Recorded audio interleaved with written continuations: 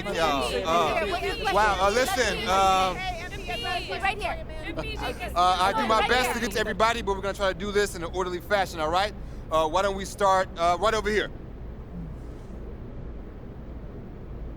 Lisa Sims, Daily Horn. MP, you came into the league heralded as the best player of your generation, but you really struggled tonight. Were you feeling the weight of expectations? Was it first game jitters, or maybe something else?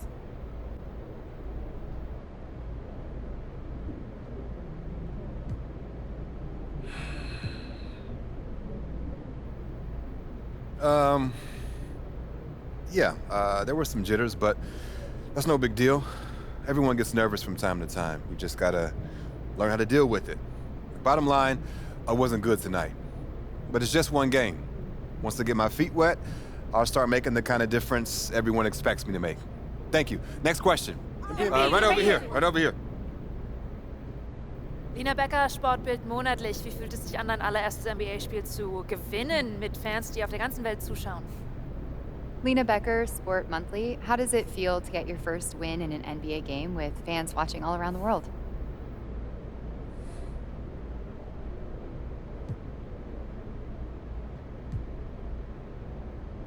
Wow. It's great that the NBA is such a global game that we've got reporters here from, it's Germany, right? Ja. Wow, that's awesome. It's a sign that the game continues to grow and find fans around the world. That means there's a deeper talent pool, more exposure. It's exciting if you love the game.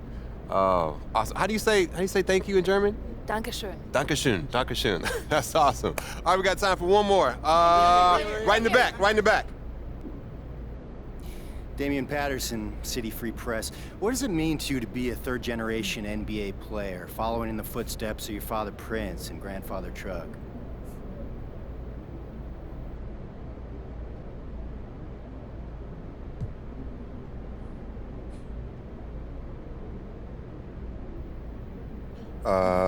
Yeah, it means I have a target on my back.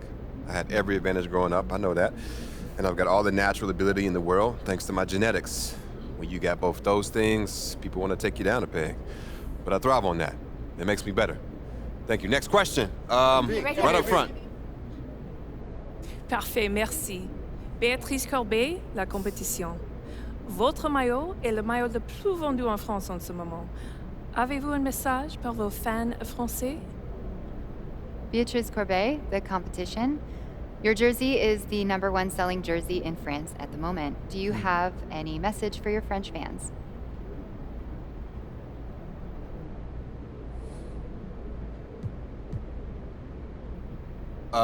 Oui, actually.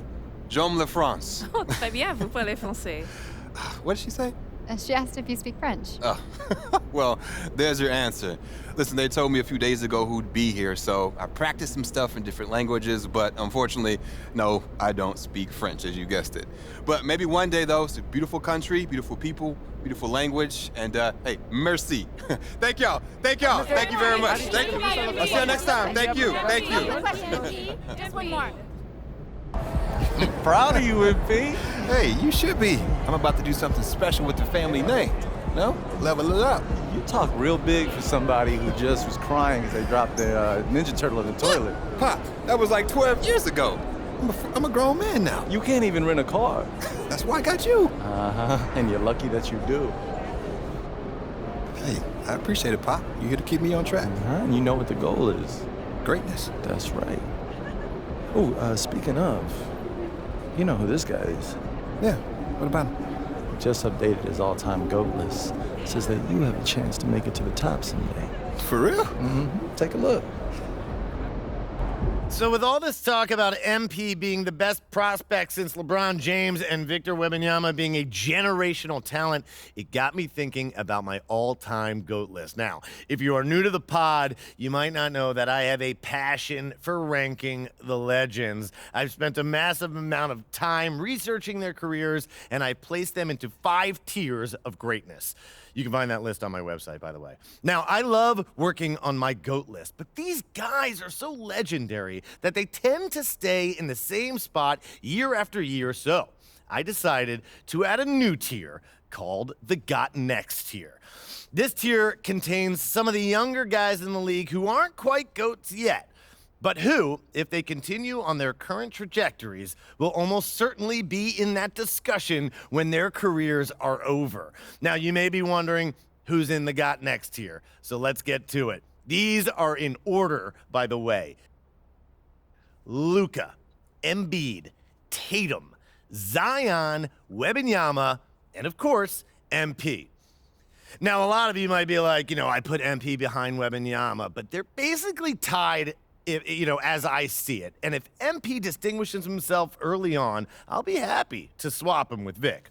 So, let me know. What do you think? Is there anyone who should be on the Got Next tier but isn't?